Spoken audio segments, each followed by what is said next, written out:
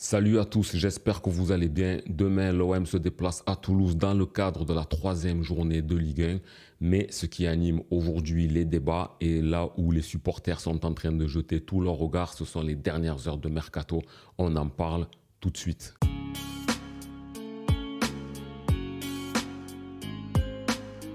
Au final, c'est vite passé. On est déjà sur la dernière journée de Mercato, en ce 30 août. Il est, à l'heure où je tourne, 18h moins 10.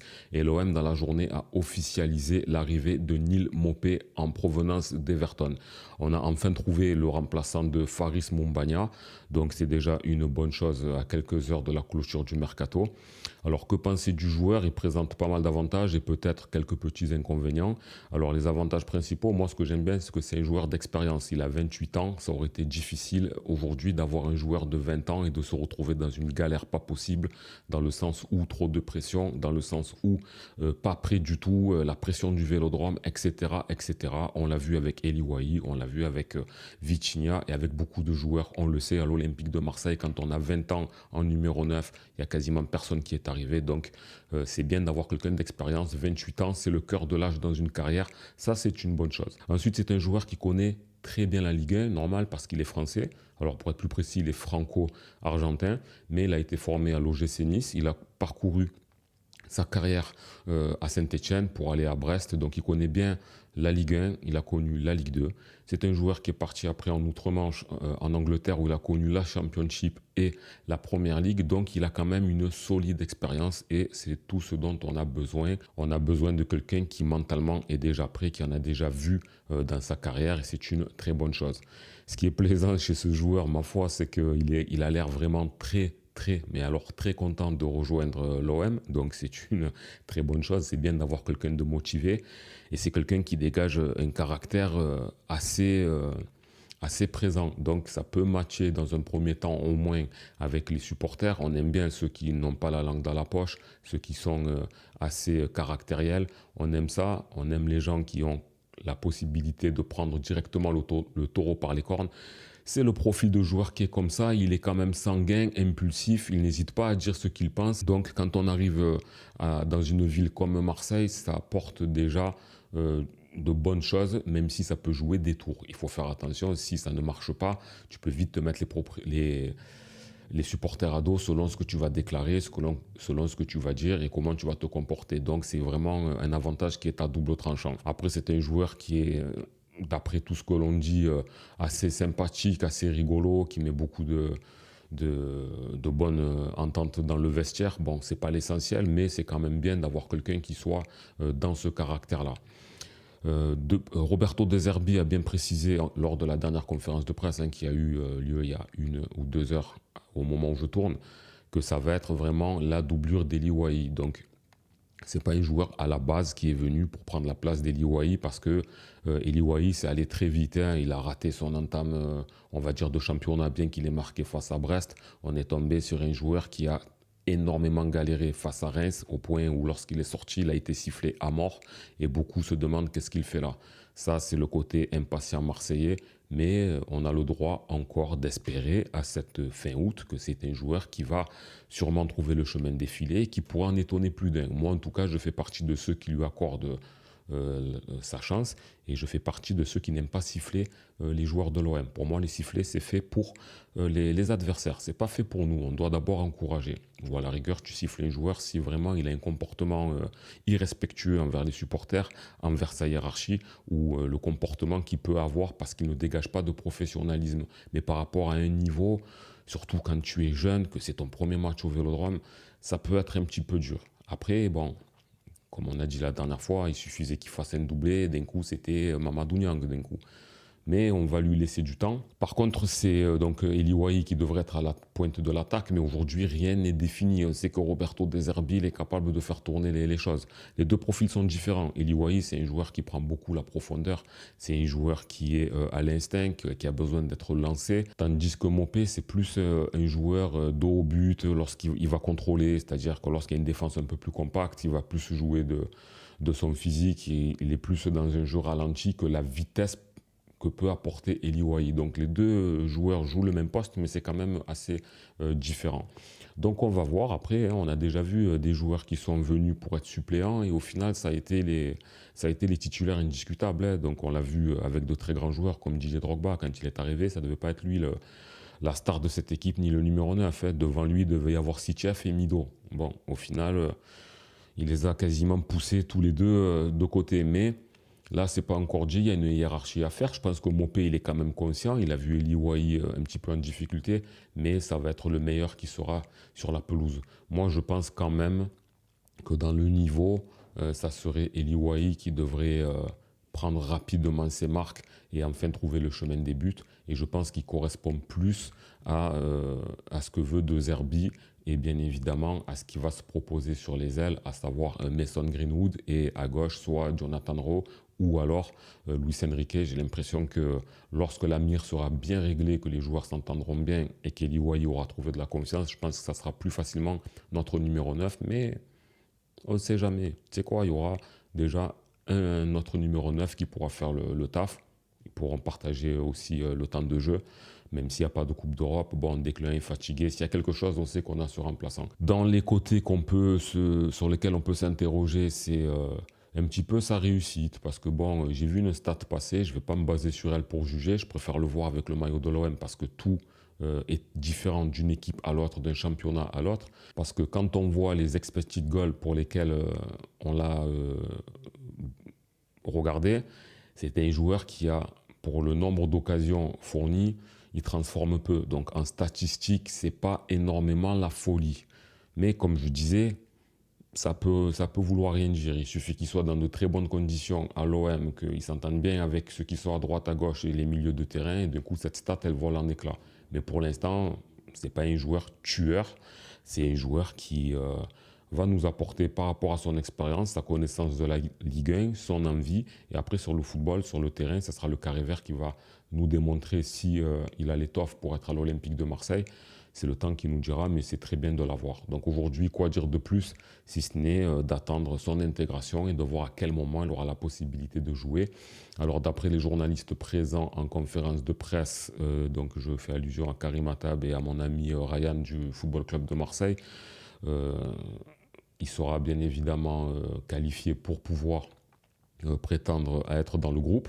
On verra ce que De Zerbi va faire. Est-ce qu'il va le faire jouer? Je pense que dans le groupe, il y sera. Il a montré déjà une envie féroce de vouloir être là. Est-ce qu'il jouera? Je pense qu'il sera sûrement remplaçant de Wahi. Il rentrera peut-être en fin de match. C'est une possibilité qui s'offre à De Zerbi. Fin d'après-midi, vendredi, le dernier jour du mercato, une très grosse rumeur qui vient nous tomber dessus. Ça serait la rumeur Ismaël Ben Nasser, dans lequel l'OM serait en train de tenter le coup pour essayer de rallier le milieu de terrain algérien dans l'écurie phocéenne en cette fin de mercato.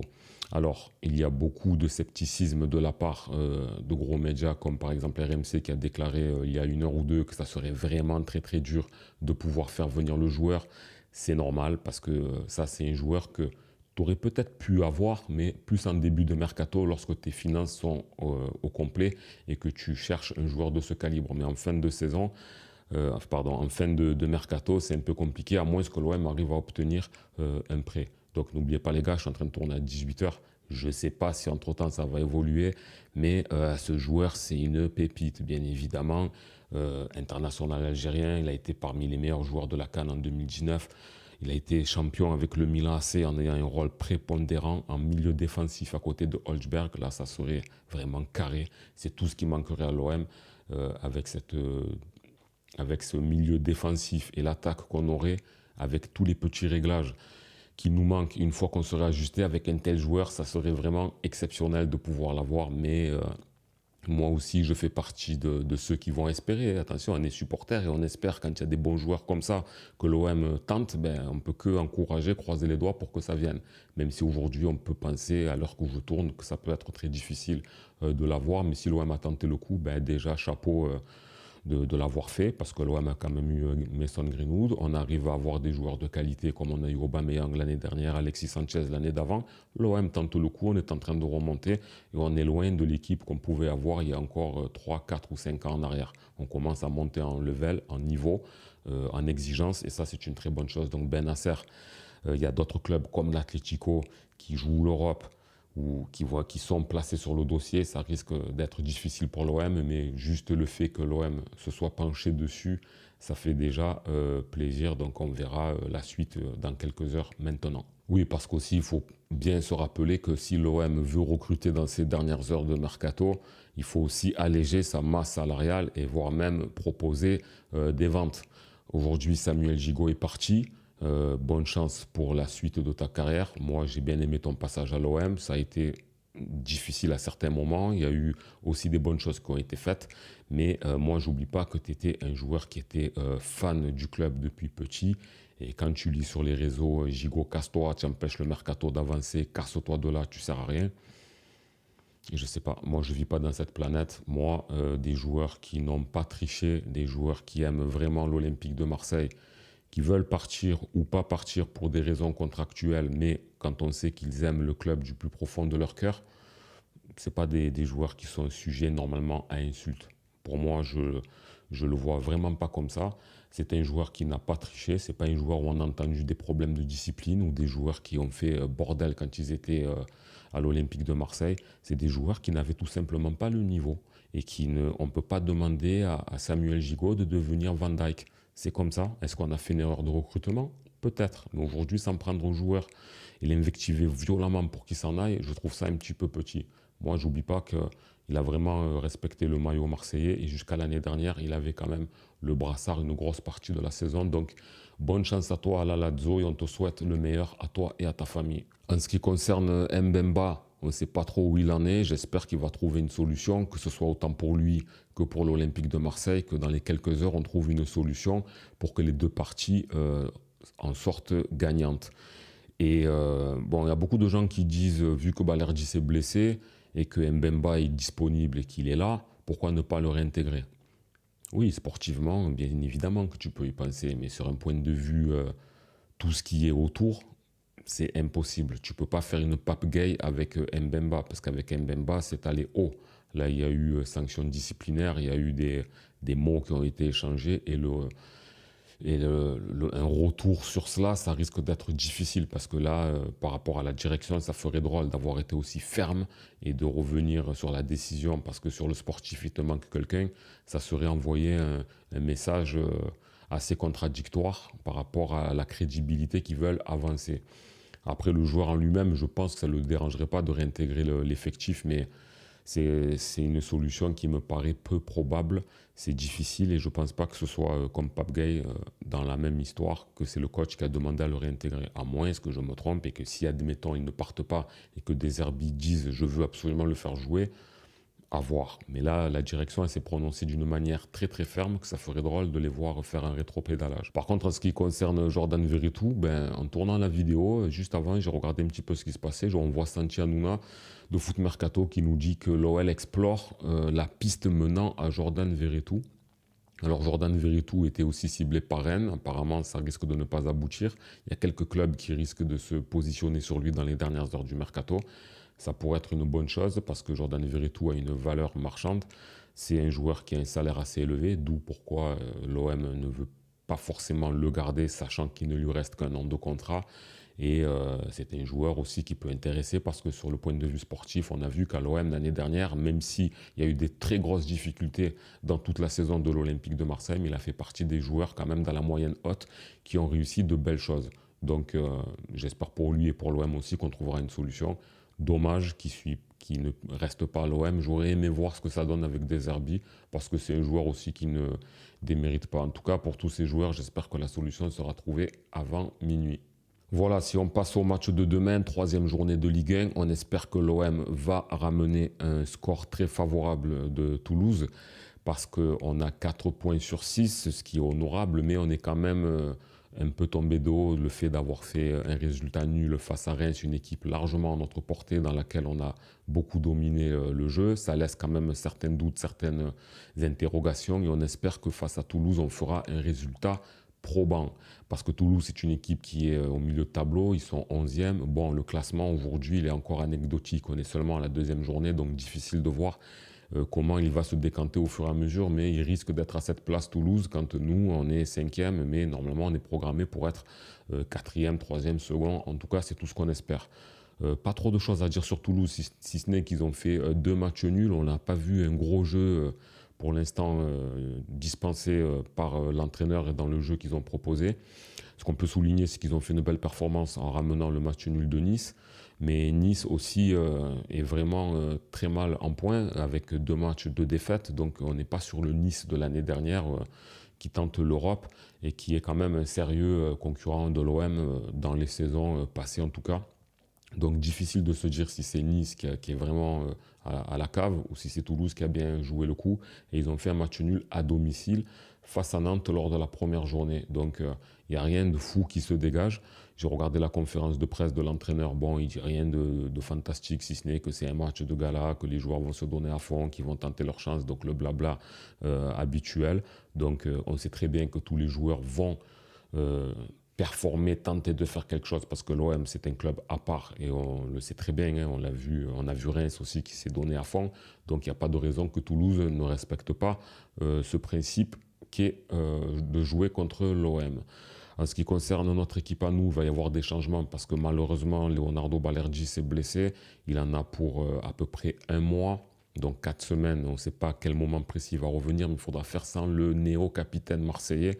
Donc je pense que dans les cages, bien évidemment, ça sera Rulli qui est rassurant, qui est très bon. On a fait une bonne pioche, donc ça sera lui. Je pense que Murillo va être reconduit par De Zerbi, même si il a eu de grosses difficultés. On n'a pas acheté de latéral. Alors, encore une fois, au moment où je parle, donc ça risque d'être lui, à moins qu'on mette Maïté à droite, mais je ne pense pas. Ça va être Murillo qui va être là. Dans le couloir gauche, Merlin, bien évidemment, indéboulonnable. Il a fait une très grosse partie, il joue très bien. Merlin retrouve son couloir et c'est ce qui se fait de bien dans ce poste-là parce qu'il est capable d'être bon en défense, de monter de très bons ballons, de faire des centres. En plus, en conférence de presse, on sent qu'il est en confiance et qu'il est prêt à remplir. Donc, il est indéboulonnable. De toute façon, qui tu mettrais à sa place. Donc, c'est pour ça qu'aussi, c'est dommage de ne pas avoir de latéraux, de métier de substitution. Fin de la parenthèse. Par contre, là où c'est interrogatif et on espère que ça va bien se passer, ça va être la défense centrale parce que Balerdi Balerdi absent, pardon. Roberto De Zerbi a déclaré que ce sera Cornelius qui sera aux côtés de Brassier. On espère que ça va bien se passer parce que Brassier, on ne remet pas en doute son niveau, mais on a vu que contre Reims, il a eu des difficultés. La première au stade Vélodrome, c'était peut-être un peu ça qui a joué. Ça a été un petit peu difficile pour lui, même si dans le match, ça a été mieux. Ça a été exactement pareil pour Cornelius. Son premier match face à Brest, il a créé un penalty, même si Rulli l'a sorti. Lui, ça a joué sur sa première mi-temps et il est monté aussi au fur et à mesure. Il a été meilleur par la suite, mais il n'a pas montré de choses très probantes. Je ne condamne pas le joueur, surtout qu'il a joué qu'un seul match dans une entrée donc assez difficile. Il a des qualités, on va voir ce que ça va donner. Ce qui est plus inquiétant, c'est que ça va être une charnière centrale inédite. Et on sait qu'il faut quelques temps pour que des joueurs s'entendent bien et qu'on puisse avoir quelque chose de costaud. Et on a vu que c'était notre point faible face à Reims. Donc c'est ça qui peut être un peu inquiétant. Donc pas tant sur les joueurs parce qu'il faut leur laisser du temps, mais plus par rapport à la nouveauté de cette charnière centrale. À voir. Milieu de terrain, Holzberg, bien évidemment, patron de ce secteur-là. Je pense qu'il remettra Kondogbia. Moi, j'espère que Kondogbia il va monter le niveau parce que c'est pas un Kondogbia très très très reluisant que l'on a actuellement. Il en a les possibilités, mais il a du mal. Il faut qu'il porte le danger vraiment sur l'avant, qu'il cadre bien ses frappes et qu'il soit décisif à ce moment-là et que lui aussi s'impose.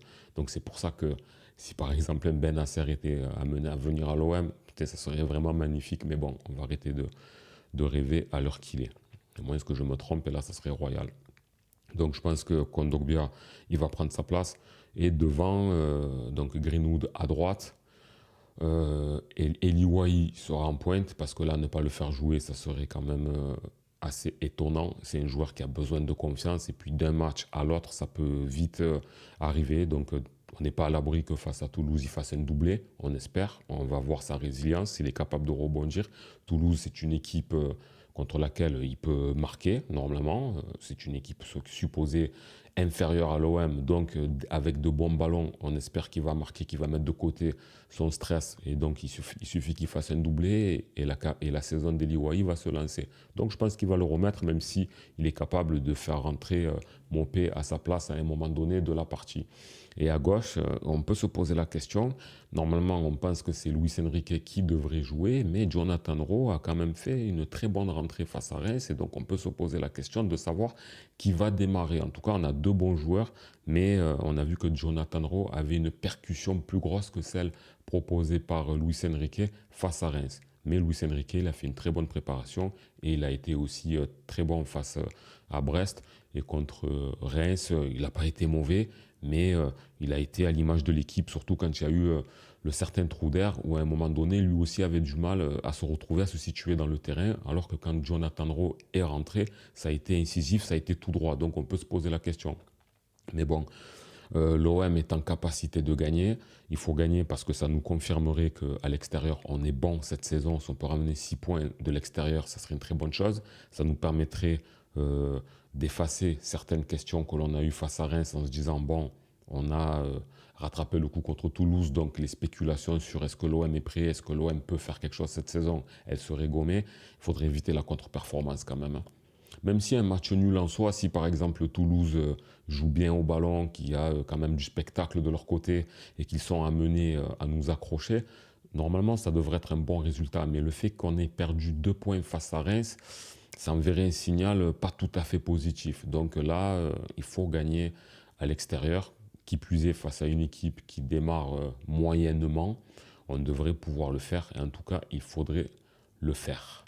Voilà, moi je pronostique un petit 2-1. Je ne vois pas une grosse victoire et je vois que malheureusement on est capable de prendre un but parce qu'on a une défense qui est tout à fait inédite et qui n'est pas forcément encore sûre d'elle. Donc un petit 2-1, moi je prends. Voilà les gars, n'hésitez pas à me dire pour vous quel score l'OM réalisera face à Toulouse ce samedi soir 21h. Dites-moi aussi dans les commentaires ce que vous pensez de Neal Maupay. Est-ce que c'est une bonne recrue? Est-ce qu'il est capable de déjouer la hiérarchie? Est-il capable de pousser Eli Wahi sur le banc? Ou est-il capable tout simplement, malheureusement, de ne pas forcément y arriver, qu'il aura juste un rôle de joker? Et n'hésitez pas à me dire aussi ce que vous avez pensé de la fin du mercato, parce que quand cette vidéo sortira, à mon avis, on sera très proche de la fin. N'hésitez pas à liker la vidéo, à la partager à vos collègues et à me dire un petit bonjour dans les commentaires, ça fait toujours plaisir. C'était Karim Diouf, on se retrouve après le match samedi. Ciao.